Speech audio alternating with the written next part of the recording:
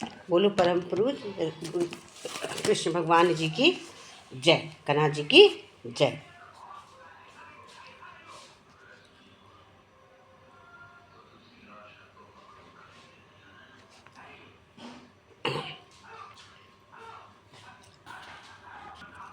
भगवान कहते हैं कि कोई भी फ़ायदा तुम्हारी श्रद्धा है। जब तुमको लगता है कि हमें किसी चीज़ से फ़ायदा हो रहा है तो हमको हमारी श्रद्धा से फ़ायदा होता है, क्योंकि हम जब श्रद्धा बना लेते हैं कि हम पूजा कर रहे हैं तो हमारा फ़ायदा, तो हमारी श्रद्धा, अगर पत्थर में भी हम जल चढ़ाते हैं तो हमको अच्छा लगता है, तो वो हमारी श्रद्धा है, उससे हमें फ़ायदा होता, उसके प्रति हमें फ़ायदा होता है।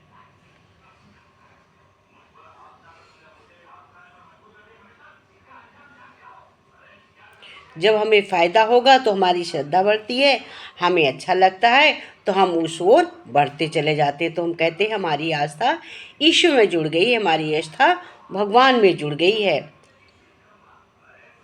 बी नथिंग, मैं हूँ नहीं सुख करूँगा, नहीं, जो है वो सत्ता है, जो है वो एक ही सत्ता है, एक ही प्रभु है, एक ही कृष्ण है, वही सब करते हैं। बी नथिंग, मैं कुछ नहीं करता हूँ, कुछ नहीं करूँगा, करने वाले कौन है? वही श्री कृष्ण, वही भगवान। हमें ये सोचना चाहिए हम कौन हैं। ज्ञान गुरु देता है, ये ज्ञान कौन देता है? हमें गुरु बताता है कि हम एक सत्ता हैं। हम करता करता ज्ञान है, करता ज्ञान है, ज्ञान ही परमात्मा है। करता हमारा ज्ञान है और ज्ञान ही परमात्मा है, और सारी सत्ता एक है,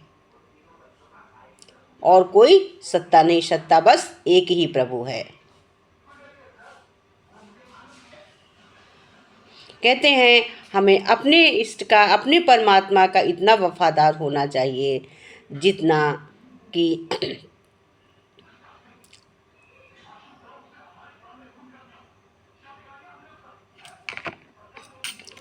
आप देखिए, एक कुत्ता हमारा कितना वफादार होता, उसको हम पालते हैं, उसको हम एक रोटी खिलाते हैं तो हमारी कितनी वफादारी करता है।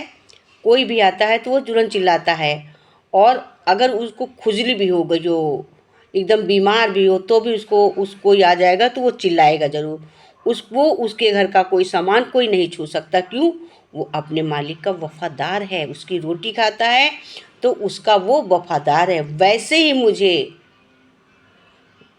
ईश्वर का वफादार होना चाहिए। वफादार इसलिए कि ईश्वर हमें इतना बड़ा बनाता है, हमको महान बनाता है, इतना अच्छा मनुष्यों में जन्म दिया है, इतनी अच्छी प्रकृति दी है, फिर भी हम उसके वफादारी नहीं करते। कुछ हमें उस ईश्वर का वफादार होके उनको उनमें अपना मनन करना चाहिए। एक चिड़िया दाना चुनने के लिए कितने बार अपना सर झुकाती है, बार बार सर झुका के भोजन करती है, और हम दिन भर अच्छे से अच्छी चीज़ें खाते हैं, फिर भी एक बार भी सर झुकाकर भगवान को नमन नहीं करते हैं। हमें भगवान को शुक्रिया अदा करना चाहिए, भगवान के शुक्राने मानने चाहिए कि हे भगवान, आपने हमको दिन भर में इतनी अच्छी खाने पीने, रहने उठने बैठने की व्यवस्था करी। हे भगवान, आपके हर जगह शुक्राने ही शुक्राने हैं, क्योंकि सत्ता एक है। शरीर में हम आए हैं तभी हम प्रकट हो सकते हैं, शरीर से ही प्रभु प्रकट होते हैं। क्योंकि जब जब पेड़ में ज़्यादा फल होते हैं तो डाल झुक जाती है, और कम होती है तो ऊपर हो जाती है, लेकिन जब डाल झुकती है तो उसके आने के पहले कोपल आते हैं, तभी तो जब मजबूत डाल होगी तभी तो उसमें ज़्यादा फल फुलाएंगे। इसलिए हमें अपनी सत्ता को मजबूती करना चाहिए, आत्मज्ञान को मजबूत बनाना चाहिए। कहते हमें हमेशा यह ध्यान करें कि ईश्वर के सान्निध्य का अनुभव कीजिए। हमें अपने प्रभु का अनुभव करें, फिर अपना काम ईश्वर की चेतना से सरोबार होकर करें। यदि हम ऐसा करेंगे तो आप सभी दिक्कत पाएंगे और थकेंगे भी नहीं। फिर हम ये अनुभव करेंगे, या आप लोग भी यही अनुभव करेंगे कि दिव्य प्रियतम के लिए कार्य करेंगे तो आपका जीवन प्रेम और शक्ति से भर जाता है। जैसे भगवान कहते हैं, आप अनुभव करके देखिए कि मन लगाकर अगर आप गीता का पाठ करने लगते हैं तो आपको शांति महसूस होती है। ध्यानपूर्वक गीता का पाठ करने से बहुत तरह के फायदे होते हैं और वे भाव बड़े ही शांतिदायक होते हैं। मन में कोई शंका होती है तो पाठ करते करते उसका समाधान हो जाता है। गीता के भावों पर विचार करने से लाभ होता है, इससे मुझे किंचित मात्र भी संदेह नहीं है। इसलिए सभी को गीता का अध्ययन करना चाहिए, कृष्ण भगवान को नमन करना चाहिए, हमेशा ईश्वर की आराध्य की को नमन करना चाहिए, आराध्य को अपने याद करते रहना चाहिए।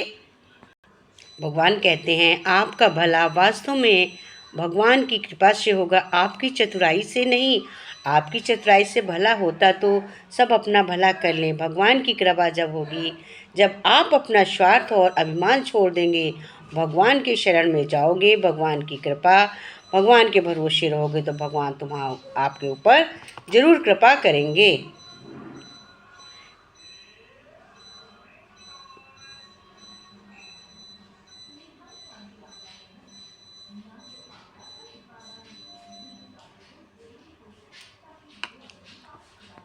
कहते हैं कृष्ण भगवान ने कहा, कृष्ण भगवान ने कहा, अर्जुन ने एक रात को स्वप्न में देखा कि एक गाय अपने नवजात बछड़े को प्रेम से चाट रही है। चाटते चाटते वो गाय उस बछड़े की कोमल खाल को छील देती है। उसके शरीर से रक्त निकलने लगता है और वो बेहोश होकर नीचे गिर जाता है। अर्जुन प्रातः ये स्वप्न भगवान श्री कृष्ण को बताता है।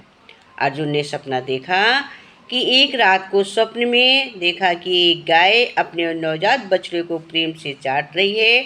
चाटते चाटते इतना चाटती है कि उसकी खाल छिल गई और बछड़ा नीचे गिर जाता है। तो अर्जुन सुबह उठता है और प्रातः क्या करता है, ये स्वप्न भगवान श्री कृष्ण को बताते हैं। भगवान कहते हैं कि ये स्वप्न कलयुग का लक्षण है।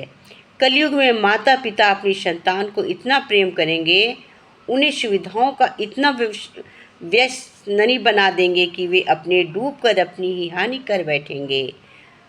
सुविधा भोगी और कुर्मगामी बनकर विभिन्न अगण्यताओं में फंसकर अपने होश गंवा देंगे। आजकल हो भी यही रहा है।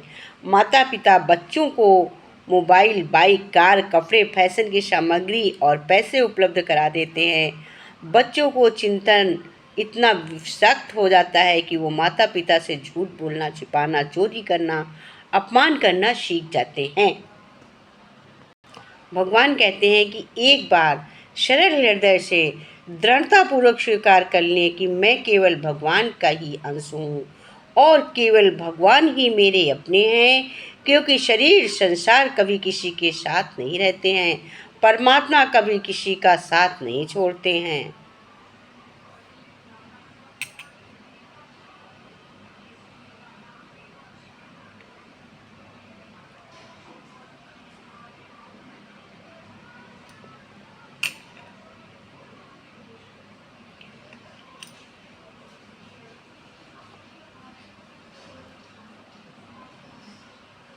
भगवान कहते हैं कि कृष्ण कहते हैं, हे मेरे प्रिय सेवकों, तुम केवल उन्हीं पापियों को मेरे पास लाना जिनकी जीभ कृष्ण के नाम तथा गुणों का कीर्तन नहीं करती है, जिसके हृदय कृष्ण के चरण कमलों का एक बार भी स्मरण नहीं करते हैं तथा जिसके सिर एक बार भी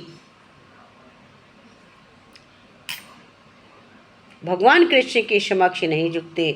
मेरे पास उन लोगों को भेजना जो विष्णु के प्रति अपने उन कर्तव्यों को पूरा नहीं करते हैं जो मानव जीवन के एकमात्र कर्तव्य है। ऐसी सभी मूर्खों तथा भूतों को मेरे पास लाना। तो कहते हैं क्यों? इसका मतलब है कि भगवद गीता से कृष्ण भगवान एक ही केवल गीता नाम से उनका उद्धार होता है। कहते हैं ऐसे कि उनको एक बार भी कृष्ण का नाम ले लेते हैं तो भगवान उनको अपना बना लेते हैं। कहते हैं कृष्णो नमति, एक बार भी सर को झुका दिया तो कृष्ण उनको प्रिय भक्त बना लेते हैं, प्रिय सेवक बना लेते हैं।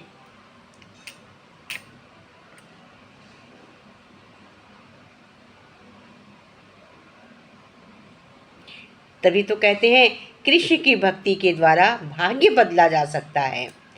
कृष्ण की भक्ति से श्री कृष्ण कहते हैं मैं तुम्हारे पापमय जीवन के फलों से तुम्हारी रक्षा करूँगा। इसका अर्थ है भाग्य बदला हुआ जब आप श्री कृष्ण की शरण लेते हो तो वे आपके समस्त पापों को और फलों को नष्ट करने का जिम्मा लेते हैं। श्री कृष्ण की शरण लीजिए, अब उनका का भाग्य बदल जाएगा।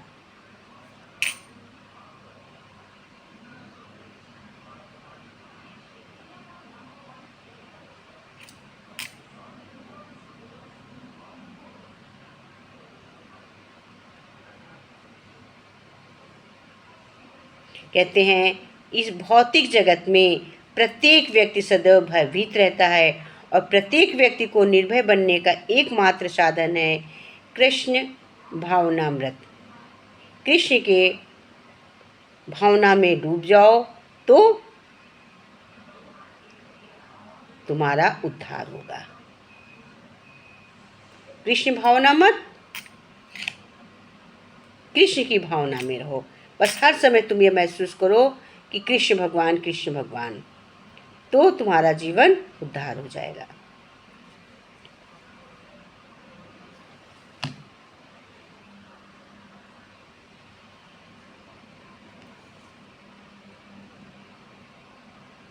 कहते हैं जब हम नींद से जगते हैं तो हमें वो एक सपना होता है, परंतु जब हम उसी तरह से ये संसार भी घूम के देखो पूरा सपना है। संसार में कुछ अपना नहीं, ये पूरा सपना है।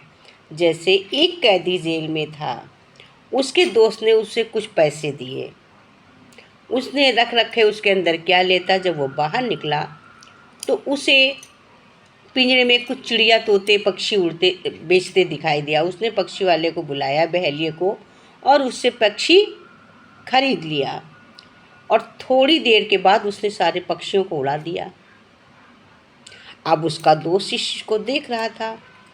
उसने कहा हमने तुमको पैसे दिए कि तुम्हारे काम आएंगे और तुमने उन सारे पैसों को बाहर निकल के पक्षी खरीद लिए। पक्षी भी ले लिया तो कोई बात नहीं है, लेकिन अब तुमने सारे पक्षियों को उड़ा भी दिया, एक भी पक्षी रखा नहीं, पाला नहीं, तो ऐसा क्यों किया। तो उसने कहा कि लिया तो मैंने उड़ाने के लिए ही था। बोले क्यों, तो फिर पिंजड़े में क्यों ले। उसने कहा देखो तुम इसकी आपको वैल्यू नहीं मालूम है। क्यों, इससे हमें शिक्षा क्या मिली। उसने क्यों उड़ाया, उसने इसलिए उड़ाया कि वो कैद में जेल से निकला था तो उसको जेल की वैल्यू मालूम थी कि जेल के अंदर क्या तकलीफ़ें होती हैं। इसीलिए उसने पक्षियों को लिया, पिंजरा समेत खरीद लिया और पक्षियों को उड़ा दिया, स्वतंत्र कर दिया। उसे जब वो कैद से निकला तो उसे स्वतंत्रता मालूम थी, स्वतंत्रता दोबारा मिली तो उसे लगा कि कैद में कितनी तकलीफ़ होती है, इसलिए उसने पक्षी को उड़ाया। तो जब तक कि हम किसी चीज़ का स्वाद नहीं जानते हैं, आनंद नहीं जानते हैं, तब तक उसको हम अनुभव नहीं कर पाते हैं। तो ज़रूरत है हमें अनुभव करने की, हमें अच्छी संगति पकड़ने की, क्योंकि संगत की बहुत रंगत होती है। जब हम किसी बीजे को बोएंगे तभी तो वो अंकुरित होगा। जब तक बीजा बोएंगे तो वो अंकुरित होगा, निकलेगा, फूल फल देगा।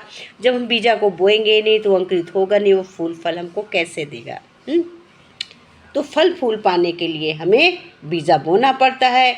उसी लिए अच्छे कार्य करने के लिए भी हमें अच्छी संगत पकड़ती, जैसी संगत वैसी रंगत। एक कीड़ा एक नाली के किनारे रहता था, उधर से रोज भौरा निकलता था। एक दिन भौरे की नज़र कीड़े पर पड़ी। भौरे ने कीड़े से कहा अरे तुम इतनी गंदी जगह कैसे रह लेते हो। उसने कहा ये ऐसा मत कहो, ये मेरा घर है। उसने कहा नहीं, तुम्हें मैं जन्नत की सैर कराऊँ। उसने कहा नहीं। बोला नहीं, कल मैं आऊँगा तुम्हें ले चलूँगा। और दूसरे दिन भौरा आया, अपने कंधे में बैठा के उस कीड़े को ले गया और ले जाके उसको बाग में डाल दिया। फूलों का रंग चूसने लगा। अब फूलों का रंग चूस कर वो वापस आ गए। वो भौरे को कीड़े को लाना भूल गया। कीड़ा शाम को फूल बंद हो गया, कीड़ा फूल में बंद हो गया। माली आया, फूल को तोड़कर ले गया। अब माली ने हार बनाया, वो हार बाके बिहारी जी को चढ़ा। बाके बिहारी जी पर दिन भर चढ़ा रहा और शाम को वो हार उतार के गंगा जी में प्रवाहित कर दिया गया। अब वो कीड़ा बोला, वाह रे तेरी संगत, मुझे स्वर्ग मिल गया। मैं दिन भर कृष्ण के गले में रहा, अब शाम को गंगा जी में प्रभावित। तो भंवरे ने कहा कि मैं तो तुम्हें उसने कहा तुम ले जाना भूल गए, लेकिन तेरी संगत ने तो मुझे स्वर्ग दे दिया। बोला कैसे? बोला मैं फूलों में बंद हो गया और फिर मैं गले में भगवान के दिन भर रहा, कृष्ण के दिन भर गले बीच पड़ा रहा। उसके बाद मुझे गंगा जी में प्रवाहित किया गया, मुझे तो तेरी संगत ने स्वर्ग भेज दिया, डायरेक्ट स्वर्गी का मिला। तो कहते जैसी संगत वैसी रंगत। ये संगत का फल कि उस कीड़े को नाले के किनारे से भगवान के गले में धारण रहा, भगवान के गले से वह गंगा जी में प्रभावित हुआ। ये जैसी संगत वैसी रंगत। तो अच्छी संगत करनी चाहिए, संगत का फल असर जरूर होता है। रो रो पूछ रहे भगवान सुदामा कैसे आए रे। रो रो पूछ रहे भगवान सुदामा कैसे आए रे। ओ मेरे बालापन के अरे सुदामा कैसे आए रे। रो रो पूछ रहे भगवान सुदामा कैसे आए रे। ओ मेरे बालापन के अरे सुदामा कैसे आए रे। आए रे सुदामा कैसे आए रे। रो रो पूछ रहे भगवान सुदामा कैसे आए। कान्हा ने चौकी बिछाई, कान्हा जी ने चौकी बिछाई, तुम बैठो सुदामा भाई। कान्हा जी ने चौकी बिछाई, तुम बैठो सुदामा भाई। पाँव धो रहे भगवान सुदामा कैसे आए रे। पाँव रहे दो भगवान सुदामा कैसे आए रे। रो रो पूछ रहे भगवान सुदामा कैसे आए रे। रो रो पूछ रहे भगवान सुदामा कैसे आए रे।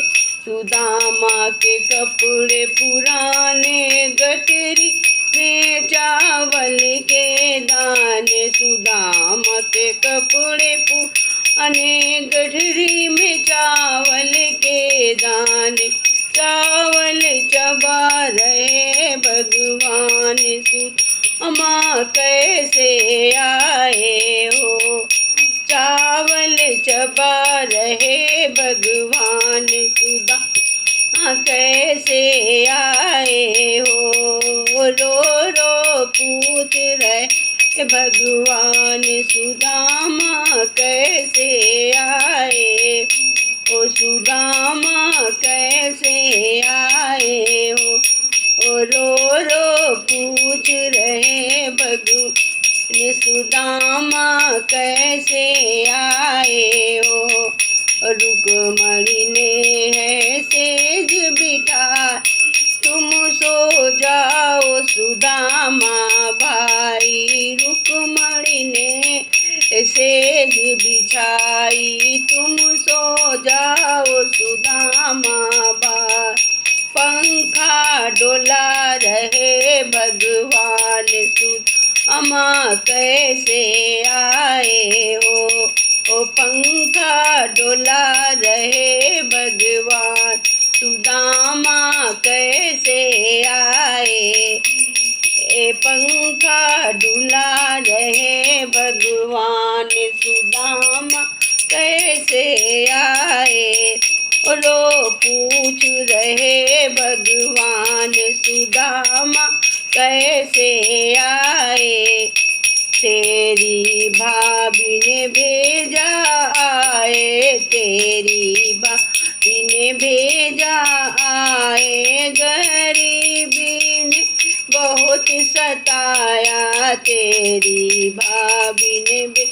राजा आया गरीबी ने बहुत सता, मेरा दुखी रहे परिवार सुदामा से आए हो, मेरा दुख रहे परिवार सुदामा कैसे आए हो।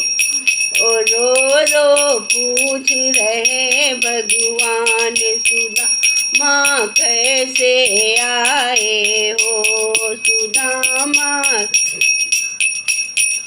हो। कान्हा ने बंसी बजाई, नाने बंसी बजाई, सुदामा की पीर मिटाई, नाने बंसी बजाई, सुदामा की पीर मिटाई, तेरा सुखी रहे परिवार सुदामा कैसे आए ओ, तेरा सुखी रहे परिवार सुदामा कैसे आए हो। रो पूछ रहे भगवान सुदामा से आए हो, रो रो पूछ रहे भगवान सुदामा कैसे आए। ओ मेरे बालापन के यार सुदामा कैसे आए हो, मेरे बालापन के यार सुदामा कैसे आए हो। रो रो पूछ रहे भगवान सुदामा कैसे आए हो, रो रो पूछ रहे भगवान सुदामा कैसे आए हो। बोलो बाके बिहारी लाल की जय, श्री कृष्ण भगवान की जय।